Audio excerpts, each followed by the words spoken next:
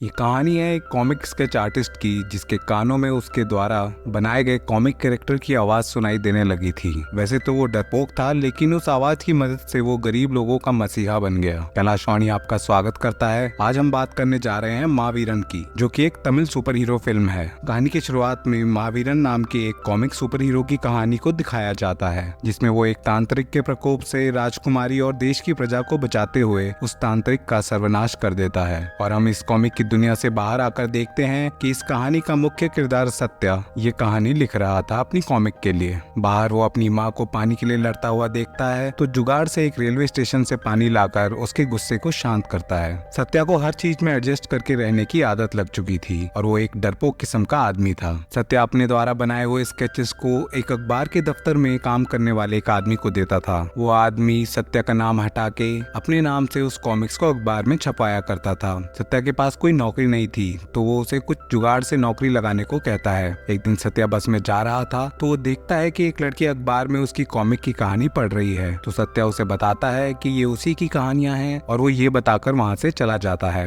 घर पहुँचने पर वो देखता है कि एक आदमी झोपड़पट्टी में रहने वाले सभी लोगों को कहता है कि सरकार हमें नए घर देगी अगर हम ये सब झोपड़ियां छोड़ने को तैयार हो जाएं। सब लोगों को बहला फुसलाकर मनाया जा रहा था, लेकिन सत्या की माँ आसानी से नहीं मानने वाली थी। वो सबसे कहती है कि वोटों के चक्कर में ये सब किया जा रहा है। झोपड़ी के लोगों पे और कोई ऑप्शन तो थे नहीं, और बल्कि वहाँ की बिजली भी काट दी जाती है और आखिरकार सत्या की माँ को भी मानना पड़ता है। अगले दिन झोपड़ी के सारे लोग जाके देखते हैं कि सच में बड़ी बड़ी मंजिलों के फ्लैट बनाए हुए हैं और सभी को बांटे जा रहे हैं। वहाँ का इंजीनियर एक गुंडा किस्म का आदमी था और ठीक सत्या के सामने वाला घर उसने अपने साथियों के लिए दारू पीने का अड्डा बना रखा था। अगले सीन में हम देखते हैं कि पहले ही दिन फ्लैट में बेकार क्वालिटी का माल इस्तेमाल होने के कारण चीजें टूटने लगी थी। पहले तो बाथरूम की कुंडी, फिर दीवार का प्लास्टर और फिर जगह जगह से छत भी टूटने लगी थी। सत्या अभी भी अपने घर वालों को एडजस्ट करने के लिए ही कहने पे लगा हुआ था। ये समस्या सिर्फ उन्हीं के घर में नहीं थी, बल्कि बिल्डिंग के बाकी सभी लोगों की थी। और उसके बाद बिल्डिंग के सभी लोग हल्ला करने इंजीनियर पे पहुंच जाते हैं और तभी वहाँ के एरिया के एमएलए की तरफ से कॉल आता है कि अभी इलेक्शन के समय के चलते लोगों को शांत किया जाए और कह दिया जाए कि वे लोग सब कुछ ठीक करा देंगे, वो भी मुफ्त में। ये सब चीफ मिनिस्टर की फटकार के डर से किया जा रहा था। अगले सीन में हम देखते हैं कुमार नाम के एक आदमी को, जिसे कोई मजदूर के काम के लिए भी नहीं ले जाता था। वो पूरा अनपढ़ गंवार था, तो धोखे से कॉन्ट्रैक्ट में साइन करवा के नई बिल्डिंगों का इंजीनियर उसे अपने यहाँ काम पर रख लेता है। अब पूरी बिल्डिंग घोटाले से बनी थी, तो जगह जगह पर पैच वर्क का काम कराया जा रहा था। कुछ दिन बाद न्यूज़पेपर के दफ्तर के बाहर सत्या को वही लड़की मिली जो कुछ दिन पहले उसे बस में मिली थी। उस लड़की का नाम नीला था। वो उसे अपने साथ अंदर ले जाती है और यहाँ हमें पता चलता है कि नीला अखबार की सीनियर एडिटर थी और वो उस घपला करने वाले आदमी को निकालकर सत्या को वहाँ नौकरी पर लग देती है। अब सत्या अपने नाम से वो कॉमिक्स अखबार में छपवाने लगा। एक दिन नीला सत्या से कहती है कि महावीरन के किरदार में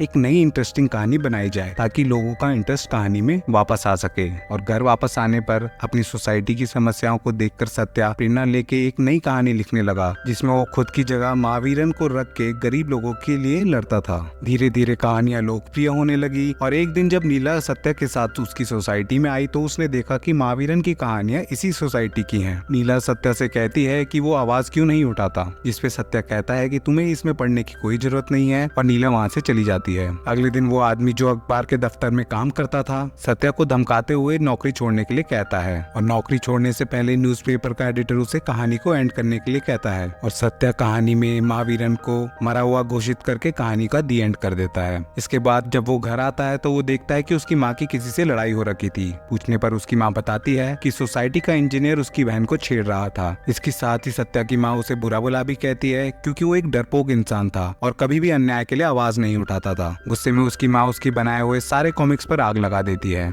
इन सब बातों से सत्या को बहुत बुरा लगता है और वो आत्महत्या करने के लिए छत पे पहुंच जाता है। वो कूदने वाला ही था कि तभी उसकी बहन का कॉल आता है और वो वापस पीछे मुड़ता है, लेकिन एक बार फिर कमजोर बिल्डिंग के प्लास्टर के कारण उसका पैर फिसल गया और इतने में हम देखते हैं कि उसकी कॉमिक का एक जला हुआ टुकड़ा उड़ के उसके पास आता है और बारिश की बूंद के जरिए उसके कानों में चला जाता है। सत्या को हॉस्पिटल पहुंचाने पर वहाँ का डॉक्टर उसे मृत घोषित कर देता है, लेकिन तभी एक आकाशवाणी सी होने लगती है जो सिर्फ सत्या के कानों में जा रही थी। दरअसल उसकी कॉमिक्स का सुपर हीरो महावीरन उससे बात कर रहा था और अचानक से हम देखते हैं कि सत्या खड़ा हो उठता है और ये सब देख के वहाँ के सारे लोग हैरान हैं। घर आने पर उसको नींद नहीं आ रही थी, क्योंकि रात भर उसके कानों में महावीरन घोषणाएं कर रहा था। यहाँ तक कि उसे अगले दिन डॉक्टर के पास भी ले जाया गया। डॉक्टर उसे कहता है कि वो कॉमिक लिखता है, इसलिए उसी कॉमिक की कहानियों में से उसे बातें सुनाई देती हैं। लेकिन थोड़ी देर बाद सत्या को महावीरन की बातों से एहसास होता है कि ये आवाज उसे गाइड कर रही है और पहले ही बता देती है कि जो होने वाला है। कोई उसकी बात मानने को राजी नहीं था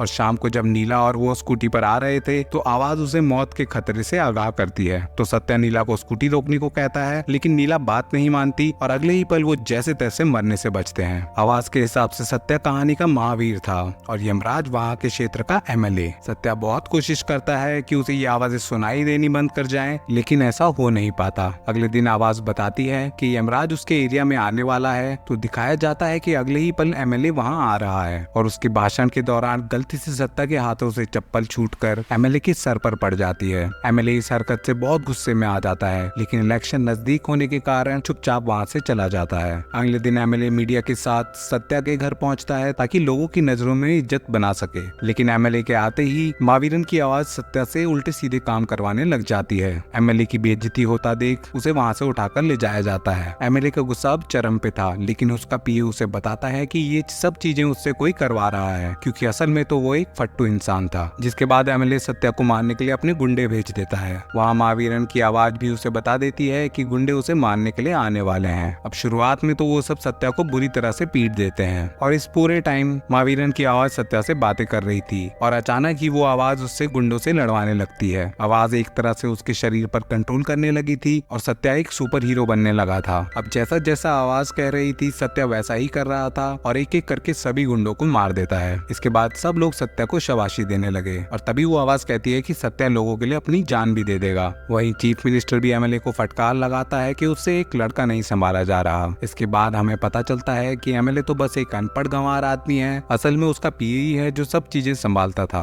और एमएलए तो सिर्फ उसके इशारों पर काम किया करता था। अब मरने के डर से सत्या वहाँ से भाग जाता है, लेकिन जिस गाड़ी में वो लिफ्ट लेता है वो वापस उसकी सोसाइटी में उसे ले आती है और तभी वो देखता है कि एमएलए का पीए वहाँ आया है और उसे करोड़ों के फ्लैट का ऑफर देता है ताकि वो वहाँ से चला जाए। सत्या उस पे साइन करने ही वाला था, लेकिन फिर महावीरन की आवाज दखल देती है और उसी के हाथों से उससे कागज फड़वा देती है। अपनी बेइज्जती होता देख इसके जवाब में एमएलए का पीए उसे फिर से मरवाने की कोशिश करता है, लेकिन किस्मत और महावीरन की आवाज के चलते वो फिर बच जाता है। अगले सीन में हम देखते हैं एमएलए और उसका पीए ऑफिस में बैठ के सत्या के बारे में बात कर ही रहे थे कि सत्या भी वहाँ पर पहुँच जाता है और एमएलए से माफी मांगने लगता है। सत्या उसे सब सच्चाई बताता है कि उसके कानों में एक आवाज सुनाई दे रही है, जिसके हिसाब से एमएलए इस कहानी का विलन है और पीए के पूछने पर वो ये भी बता देता है कि एमएलए अब उसे मारने की कोशिश करेगा, क्योंकि ऊपर से आवाज उसके कानों में सब कुछ बताते जा रही है और असल में होता भी वही है। वहाँ एमएलए उस पर हमला किए जा रहा था और सत्या आवाज की मदद से अपने आप को बचाए जा रहा था और ये सब देख के एमएलए का पीए जान गया था कि सत्या पे शक्तियां तो हैं, लेकिन उसके मन में उनका डर भी है, जिसका फायदा उठाते हुए वो उसे न्यूज चैनल के इंटरव्यू में माफी मंगवा देता है ताकि एमएलए की इमेज अच्छी हो जाए। इसी के साथ साथ वो सत्या से झूठ भी बुलवा देता है कि बिल्डिंग में कोई भी खामियां नहीं है। एमएलए के कहने पर सोसाइटी का इंजीनियर लोगों को परेशान करने लगा, खासकर सत्या के परिवार को।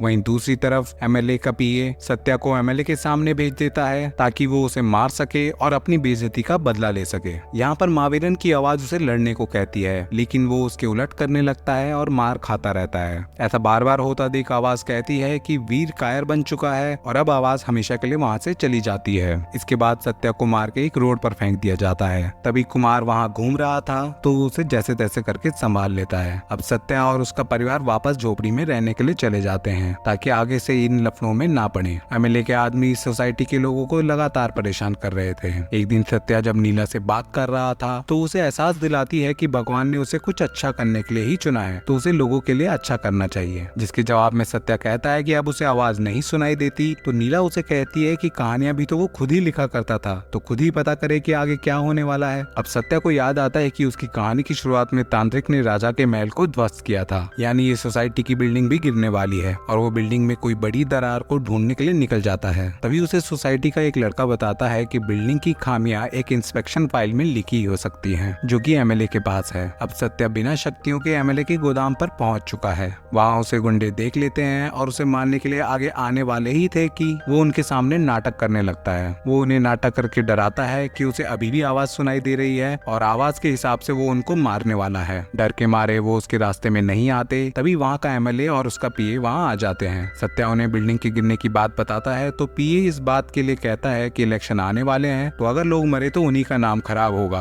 और उन्हें लोगों को बचाना ही पड़ेगा। लेकिन एमएलए ऐसा नहीं होने देना चाहता था। इस बीच एमएलए और उसके पीए में बहस होने लगी थी कि तभी एमएलए अचानक से एक चाकू से उसका गला काट देता है और अपने आदमी उसके पीए की लाश और सत्या को ठिकाने लगाने को कह देता है। अगला सीन शिफ्ट होता है समंदर में स्थित एक बोट पर, जहाँ वो लोग सत्या को पत्थर से बांधकर फेंकने वाले थे। सत्या आखिरी बार आवाज को ललकारता है कि उसकी मदद करे, क्योंकि वही तो चाहता था कि सत्या गरीबों का मसीहा बने, तो वो ऐसे कैसे उसको मरने के लिए छोड़ सकता है। कुछ जवाब न आने पर सत्या कहता है कि महावीरन को वापस आना ही होगा और वो खुद उस पत्थर को लेकर समंदर में कूद जाता है। इससे पहले कि पानी के अंदर सत्या का दम घुट जाता, आवाज वापस आ जाती है, वीर ही जीतेगा।